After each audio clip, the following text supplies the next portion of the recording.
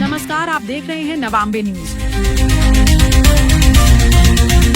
मुख्यमंत्री डॉक्टर मोहन यादव के परिवार से जुड़े कथित भूमि घोटाले के आरोपों को लेकर सियासत गर्मा गई है। इस मामले में कांग्रेस के आरोपों पर प्रतिक्रिया देते हुए भाजपा प्रदेश अध्यक्ष हेमंत खंडेलवाल ने सभी आरोपों को निराधार और भ्रामक बताया है।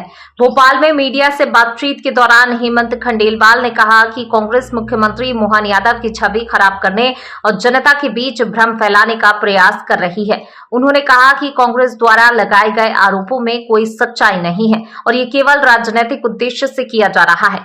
भाजपा प्रदेश अध्यक्ष ने दावा किया कि मुख्यमंत्री डॉक्टर मोहन यादव का सार्वजनिक जीवन पारदर्शी रहा है और उनके खिलाफ लगाए जा रहे आरोप तथ्यों पर आधारित नहीं है। उन्होंने कहा कि कांग्रेस जनता के मुद्दों पर बात करने के बजाय बेबुनियाद आरोप लगाकर राजनीतिक माहौल बनाने की कोशिश कर रही है।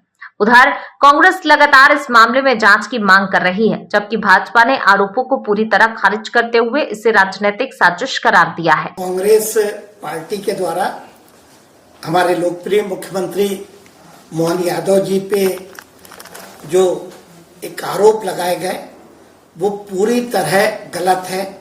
भ्रम की स्थिति पैदा करने का प्रयास कांग्रेस और उनके नेताओं के द्वारा किया जा रहा है।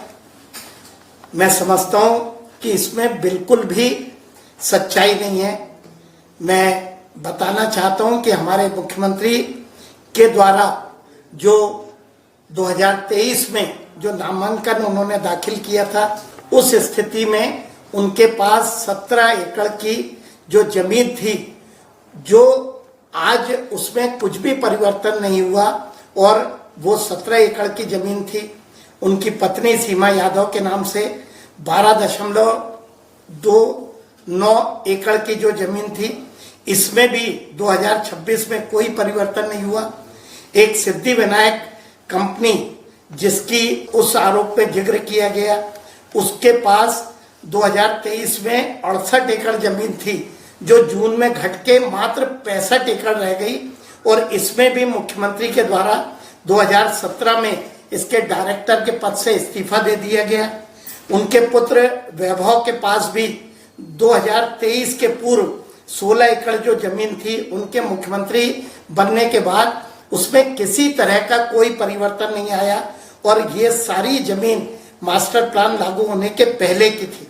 उनकी पुत्रवधू जिसकी अभी विवाह हुआ है, शालिनी यादव के द्वारा जरूर 10 एकड़ की कृषि भूमि खरीदी गई, जो कि विकसित जो मास्टर प्लान एरिया है उसके बाहर की थी।